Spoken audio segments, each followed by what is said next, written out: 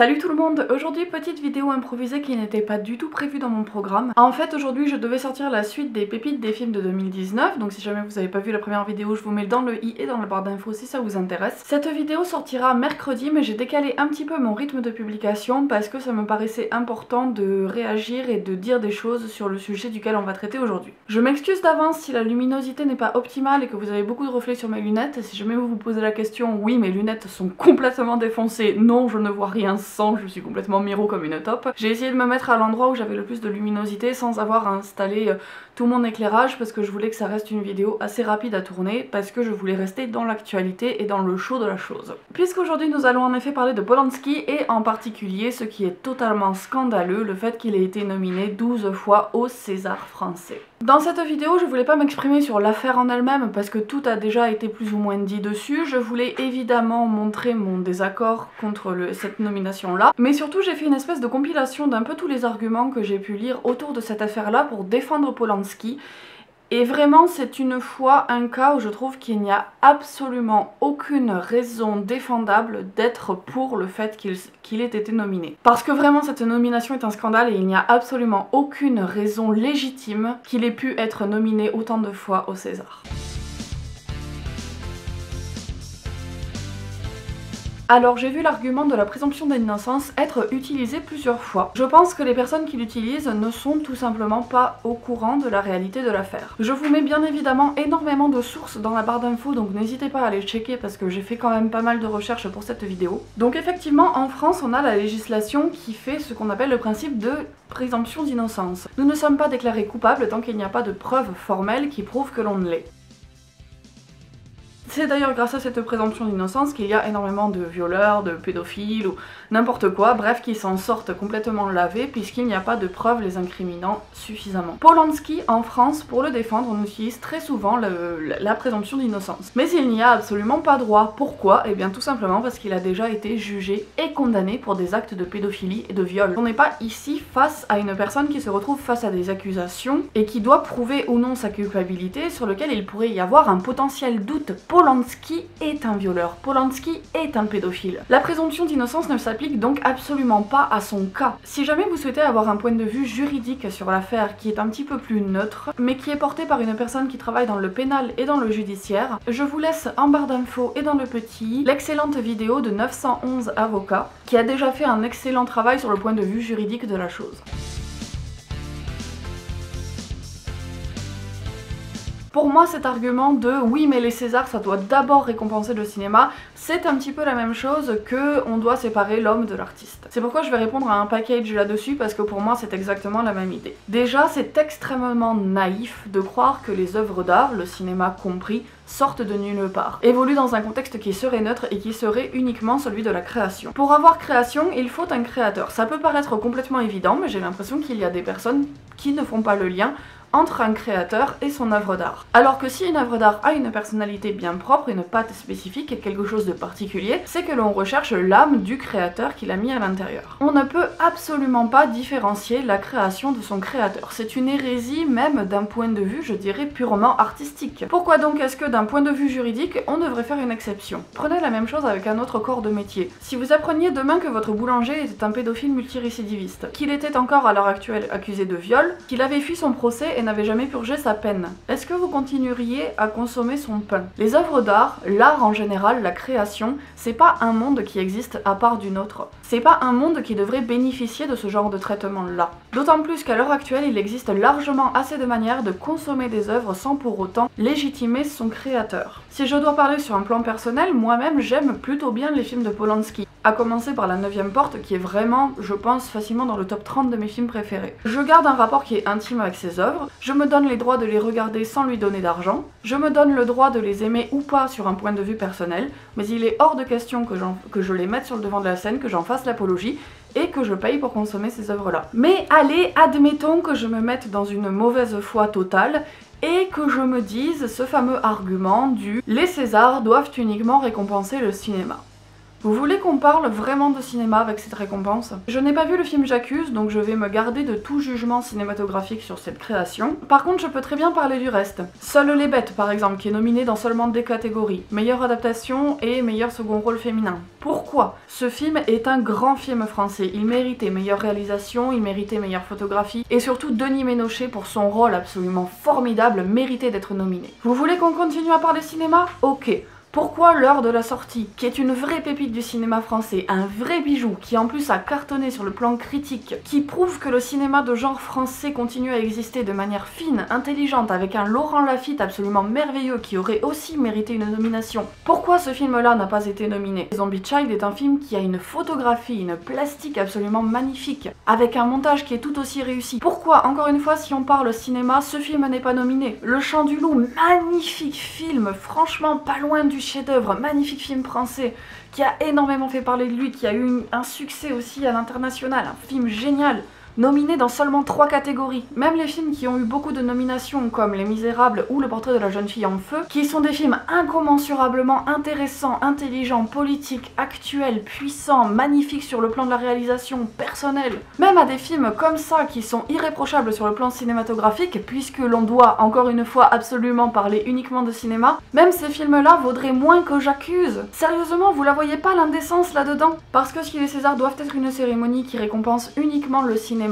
purement et simplement, on ne peut absolument pas dire qu'ils aient brillé par leur sélection cette année. Ils ont été drastiquement injustes avec des films qui le méritaient, et je ne peux absolument pas accepter comme un argument valable et valide le fait que les 12 nominations de J'accuse soient dues uniquement à des qualités purement cinématographiques. J'ai aussi lu qu'il y a des personnes qui disent que tant que la création en elle-même d'un créateur ne fait pas l'apologie de ce que le créateur a fait de problématique, ça ne leur pose pas de soucis. C'est un argument que j'entends tout à fait et qui peut être valable, mais dans le cas de Polanski, encore une fois, ça ne l'est pas. Pourquoi? Tout simplement parce que le film J'accuse n'est absolument pas neutre. Je vous mets dans la barre d'infos des interviews ainsi que le dossier de presse dans lequel il dit noir sur blanc qu'il s'identifie au personnage de Dreyfus et qu'à travers ce film, il souhaite aussi parler de sa situation personnelle et du fait qu'aujourd'hui, il se sent stigmatisé comme Dreyfus à son époque. Je ne sais pas si vous vous rendez compte de l'indécence que ça peut représenter. Cet homme, qui, je le rappelle quand même, est coupable d'un crime, le viol pédophile est un crime, ose se placer en position de martyr à travers un personnage historique qui a souffert, entre autres, d'une discrimination affreuse qui s'appelle l'antisémitisme. Non, le film J'accuse n'est absolument pas un film neutre, et même s'il ne fait pas l'apologie de la pédophilie en soi, le fait que Polanski l'utilise comme prétexte pour se placer en position de martyr est absolument pitoyable.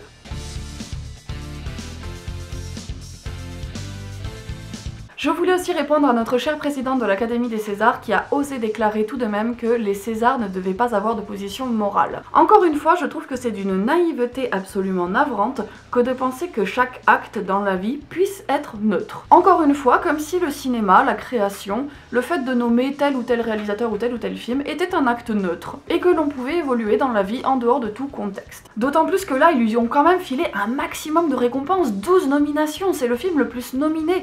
Ils ont tout fait pour que ça se voit au maximum que Polanski avait été placé en haute position.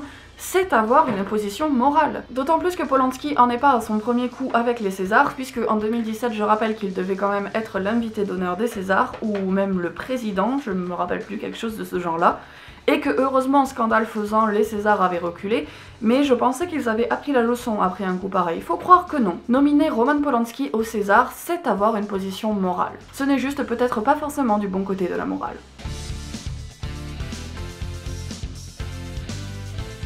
Ah, c'est marrant de voir que quand il y a un homme noir qui a fait des conneries, qui a fait de la merde, d'un seul coup il y a beaucoup plus de personnes pour le dénoncer et pour le pointer du doigt que quand c'est un homme blanc qui n'a toujours pas purgé sa peine alors qu'il a été déclaré coupable. C'est très étrange. C'est assez drôle cette comparaison qui est un petit peu sortie de nulle part de la part des personnes qui veulent défendre Polanski. Déjà, je rappelle que le réalisateur des Misérables n'a pas du tout été accusé des mêmes choses. Je vous mets encore une fois des articles qui parlent de ça dans la barre d'infos. Évidemment, ce qu'il a fait est grave. Évidemment, il a été accusé et condamné. Déjà, ce n'est absolument pas pour des crimes, ce qui change quand même énormément la donne en termes de gravité. Et surtout, il y a quand même quelque chose qui change aussi énormément, c'est qu'il a été condamné et qu'il a purgé sa peine. même si le système carcéral, les prisons, tout ça est complètement à revoir de A à Z, il y a une notion quand même dans laquelle je crois fondamentalement, c'est la notion de rédemption, le droit à la seconde chance et la notion de pardon. Il a purgé sa peine, il a fait amende honorable. Et le fait qu'il soit placé aujourd'hui au même niveau que Polanski, avec des gens qui appellent au fait que Polanski soit supprimé des Césars au même titre que Ladjli, je trouve que c'est totalement indécent et on confond tout là, on confond absolument tout. Vous savez, il y a aussi beaucoup de personnes qui comparent Polanski avec l'affaire Bertrand Cantat, notamment au titre que tous les deux ont commis un crime. Effectivement, Bertrand Cantat, pour les personnes qui ne le savent pas, a tué son ex-compagne, l'actrice et chanteuse Marie Trintignant. Il y a énormément de choses qui peuvent se discuter autour de cette affaire, notamment le fait que la peine ait été très courte, le fait que Bertrand Cantat n'ait jamais vraiment fait de mea culpa public, le fait que son attitude ne semble pas vraiment avoir changé une fois sorti de prison, le fait qu'il reprenne une carrière publique, etc., etc. Il y a beaucoup de choses qui peuvent se discuter, mais s'il y a bien un point fondamental qui change la donne entre Polanski et Cantat, c'est le fait que Cantat a purgé sa peine. Et je pense qu'à partir de là, on peut commencer à parler du droit au pardon, du droit à l'oubli. Ça ouvre tout un champ de nouvelles discussions possibles et de nouvelles possibilités. Chose que l'on ne peut pas faire avec Polanski, puisque le début de l'amorce d'une possibilité de pardon n'a même pas été fait par cette personne qui a fui son pays pour pouvoir échapper à la condamnation. À l'heure actuelle, Roman Polanski, on ne souhaite pas le placer au pilori, on ne souhaite pas sa mort, on ne souhaite pas sa mort médiatique, on ne souhaite pas la mort de sa carrière, on souhaite qu'il purge sa peine, qu'il assume ses actes. On souhaite en fait que l'artiste ne soit pas au-dessus de l'homme qu'il est, et que tout simplement il cesse de bénéficier de tous ces traitements de faveur, de tout cet entourage qui le surprotège. Le processus du pardon, ça se mérite et Polanski n'a toujours pas fait le premier pas pour mériter ce processus du pardon.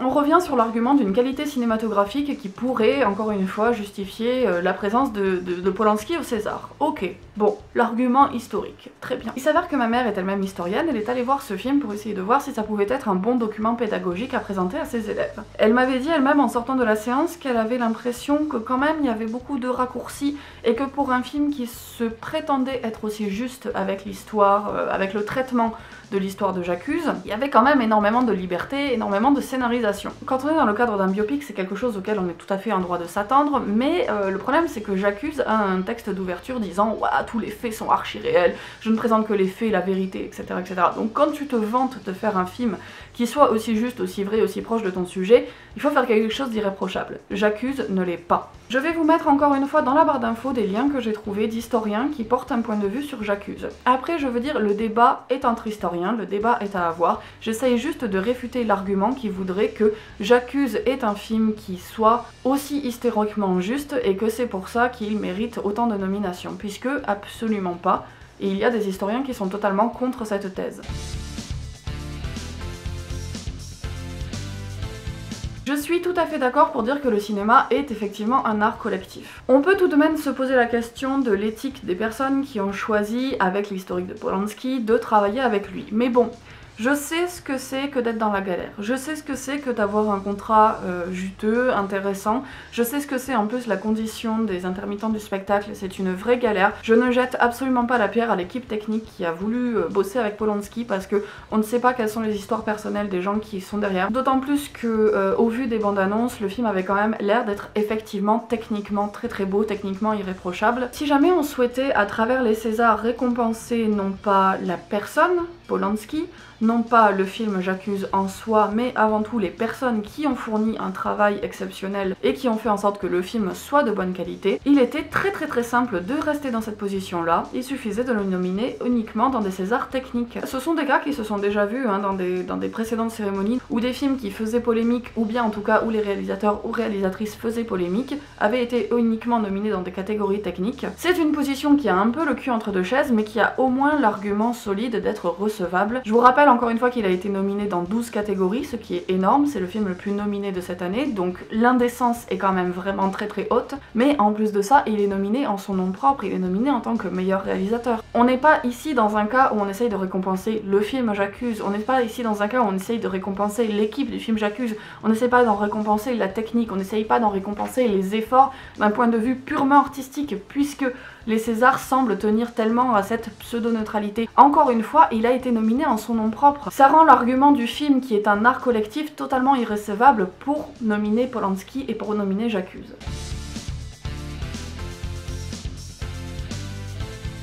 Cet argument de la censure, il me fait toujours beaucoup rire. Tout d'abord parce que j'ai l'impression que les gens qui l'utilisent ne savent absolument pas ce qu'est la censure. La censure, quand même, pour rappel, c'est un outil d'État, où l'État va décider de ce qui se dit ou non dans les médias, va avoir le droit de vie et de mort sur une création artistique, et va même avoir le droit de complètement réduire à néant des œuvres d'art existantes. Ça me fait beaucoup rire qu'on essaye de dire que Polanski est un type dont on essaye de censurer le travail, vu que c'est un film qui a fait un des meilleurs démarrages au box-office de toute l'année, et que c'est un film qui a 12 nominations au César. Elle est où la censure là-dedans? C'est un film dont on entend énormément parler, c'est un film, enfin je veux dire, Polanski, il a été interviewé dans plein de choses, on n'est absolument pas en train de lui couper la voix. L'État, d'autant plus, n'est absolument pas en train de lui couper la voix, au contraire, toutes les institutions sont de son côté. Maintenant, j'ai l'impression qu'il y a beaucoup de gens qui confondent la censure et l'oubli. En fait, l'oubli d'une œuvre d'art, c'est quelque chose qui est tout à fait normal, j'ai envie de dire, dans le processus d'une œuvre. Si jamais une œuvre est considérée à un moment donné comme n'étant plus pertinente pour un public, il est tout à fait normal qu'elle tombe dans l'oubli. Est-ce que les personnes qui disent ça, qui appellent à la censure, vont pleurer parce qu'on ne voit plus des films nazis durant la Seconde Guerre mondiale, ou vont pleurer parce qu'un mec qui, lors de sa carrière, a fait des trucs qui étaient extrêmement classiques et oubliables, fait qu'aujourd'hui on n'en entend plus parler? L'histoire de l'art, si elle existe, c'est justement parce qu'il y a des choses qui sont ressorties du lot, et qu'on a oublié les 3/4 des choses actuelles. C'est le processus tout à fait normal. Ce n'est pas de la censure de refuser de voir des films qui ne nous parlent pas, et en particulier à cause de ses propos moraux. La société change, sa morale aussi, il est tout à fait normal que l'art évolue avec la société. Qui dit que J'accuse, on en entendra encore parler dans 20 ans? On ne sait pas quel va être l'avenir de cette œuvre-là. Mais quoi qu'il en soit, si jamais on l'oublie, ce n'est pas de la censure. Si jamais il y a des personnes qui appellent au boycott de cette œuvre, ce n'est pas de la censure. L'œuvre a pu sortir, le film est visible. Enfin, je veux dire, c'est une action qui n'a rien d'exceptionnel et qui, surtout, en aucun cas, n'est de la censure. Et l'idée, encore une fois, c'est absolument pas d'empêcher ce film d'exister. L'idée, quand même, fondamentale derrière tout ça, derrière tout ce que je vous dis depuis tout à l'heure, c'est quand même que Polanski aille purger sa peine. C'est qu'il soit condamné, tout simplement.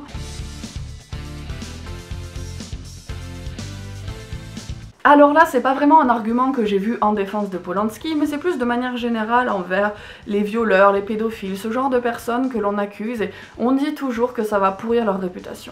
Regardez où on en est avec Polanski. Polanski ou Weinstein d'ailleurs, hein, puisque Weinstein, à l'heure actuelle, il continue à se faire des milliers de cents tranquille, il est invité à plein de dîners mondains, il a toujours tout à fait une très bonne réputation dans le milieu. Qu'on ne dise pas que ces grosses connasses de meufs, elles font semblant d'accuser des mecs à tort pour pouvoir leur ruiner leur réputation, et que tout ce qu'elles veulent c'est du fric, parce que quand on voit le résultat. Au final, ces mecs-là qui se font accuser, on les invite sur tous les plateaux télé pour leur demander leur point de vue, ils sont surmédiatisés, ils se font plein de fric. Je ne vois absolument pas en quoi une accusation de viol ou de pédophilie vient faire quoi que ce soit sur la réputation d'une personne. La vie personnelle et la vie politique ou médiatique n'en est absolument pas impactée. Polanski c'en est un cas d'école.